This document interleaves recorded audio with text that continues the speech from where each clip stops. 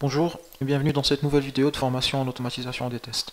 Dans les vidéos précédentes, on a vu comment gérer différents navigateurs et comment externaliser l'information par rapport aux navigateurs sur lesquels on va utiliser et exécuter notre test, notamment Google Chrome, Internet Explorer, Firefox et d'autres.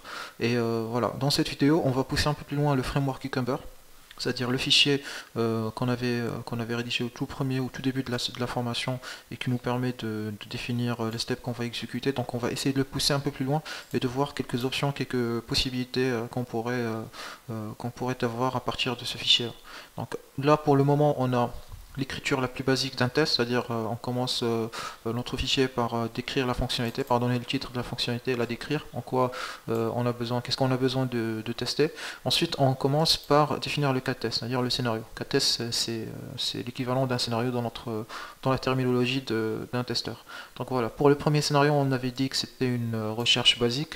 On ouvre la page Google, on insère, on injecte le mot Selenium dans la recherche et ensuite on vérifie que le titre se compose bien le titre de la page se compose bien du mot Selenium, voilà, recherche Google. Donc maintenant, on va parler d'autres moyens possibles d'exécuter notre test. Tout d'abord, je vais essayer de copier ce scénario. Donc imaginons qu'on a un deuxième cas de test. Imaginons que vous avez un deuxième cas de test. C'est le premier, on va le nommer Selenium par exemple. Et le second, je vais le nommer par exemple Cucumber. Voilà, je vais récupérer le mot Cucumber dans la recherche. Donc voilà, j'ai deux tests qui sont identiques. Donc même dans les step definition, j'avais pas besoin de mettre une nouvelle step definition, sachant que si j'insère and result is, par exemple, test, je mets n'importe quoi.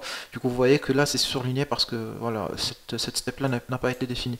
Mais si je pars directement dans une des steps, dans mon deuxième scénario que j'avais écrit, puisqu'ils sont rédigés de la même manière, même si on a une variable, donc ils sont rédigés de la même manière et ça tombe toujours dans la step definition, dans la méthode qu'on a au niveau de notre classe Google Search Step Definition.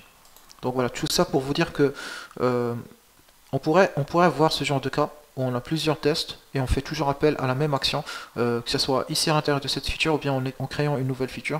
Donc on pourrait toujours faire appel à la même step definition, peu importe le test qu'on utilise. Et c'est pas uniquement le test pour lequel on l'avait défini au tout départ.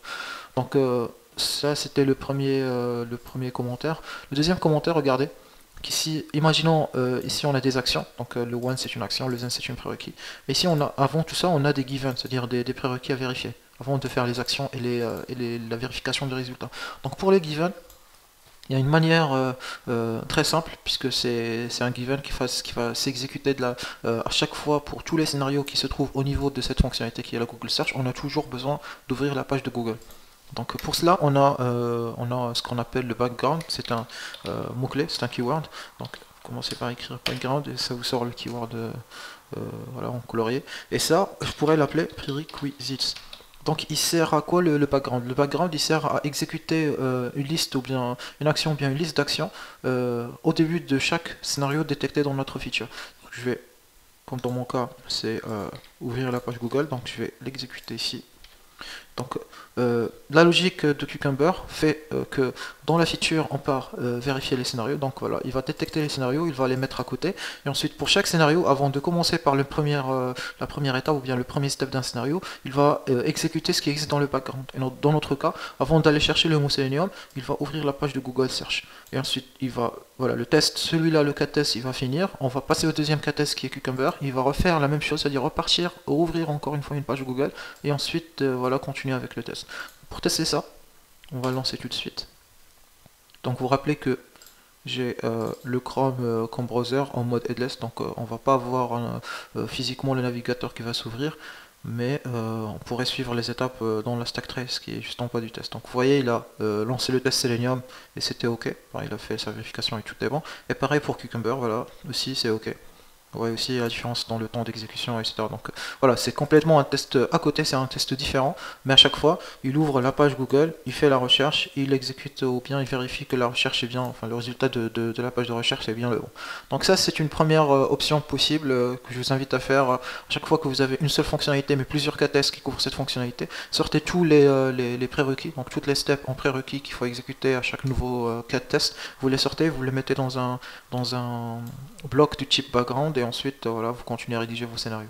Ensuite, il y a un deuxième type de scénario. Donc là, on a vu les scénarios, on a trois types de scénarios, mais en gros, ce qu'on va utiliser le plus, c'est le scénario et le scénario outline. Donc le scénario outline, c'est quoi? C'est un scénario qui vous permet de gérer le jeu de données. C'est-à-dire, vous voyez là que c'est surligné parce que lui manque le jeu de données. Example section is missing. Donc je vais juste lui donner, je vais laisser comme ça, par exemple, titre. Donc je vais laisser ça comme une variable. Et là, je vais mettre example. Donc vous voyez, il n'est plus surligné, c'est correct, il n'y a plus de problème. Donc le scénario outline, il s'exécute de la même manière que les scénarios, sauf qu'ici, on pourrait avoir un tableau de jeu de données. Donc je vais montrer ça ressemble à quoi. On va garder les mêmes steps. Et là, je vais lookup word par exemple. Voilà. Je vais mettre comme ça. Et là, au niveau des exemples, je vais descendre ici et je vais dessiner un tableau. Et je mets le contenu de mon texte. Donc, ça, ce sera pareil. Je vais le mettre ici au niveau du mot recherché. Et ça au niveau du résultat. Lookup result. Result. Expected result. Voilà. Et je vais mettre un deuxième champ qui sera le expected result. Donc imaginez que pour la première recherche, on va mettre rest assured par exemple. Voilà. Je vais mettre rest assured. Et pour la deuxième, et pareil pour la vérification, bien le mot à vérifier, ça sera toujours rest assured. Donc je cherche mon rest assured et je vérifie qu'il est bien dans la liste. Donc c'est exactement la même manière qu'ici, sauf que le jeu de données, il n'est pas inscrit au niveau des steps, mais il est externalisé dans les exemples. Et là, c'est très bénéfique dans le cas où on aura plusieurs exemples, donc plusieurs manières d'exécuter le même test. Donc on n'aura pas besoin à chaque fois rédiger 3 lignes de plus, donc ça sera juste les 3 lignes de base et une ligne de plus pour chaque jeu de données différent. Et ensuite, voilà, je vais rajouter un autre que je vais mettre, par exemple, C# dans la recherche de résultats ou bien fail, par exemple fail, parce que j'ai envie que ce test-là, voilà, il tombe pas dans le même mot qu'on va rechercher, il sera pas dans le titre de la page, donc voilà, le test il va fail. J'exécute tout ça pour vous montrer à quoi ça va ressembler. Donc normalement il va détecter 1, 2, 3 et 1, 2, pardon, et ici 3, 4, donc 4 scénarios, et vous voyez reste assured Java, donc les 4 scénarios que j'avais, les 4 de plus dans le lookup word, et il va exécuter de la même manière les 4 scénarios qui existent. Ensuite, voilà, pour celui du Java, on sait qu'il va tomber parce que on vérifie avec un mot qui ne doit pas figurer dans la liste. Donc c'est un fail exprès pour voir comment ça s'affiche au niveau de notre stack trace.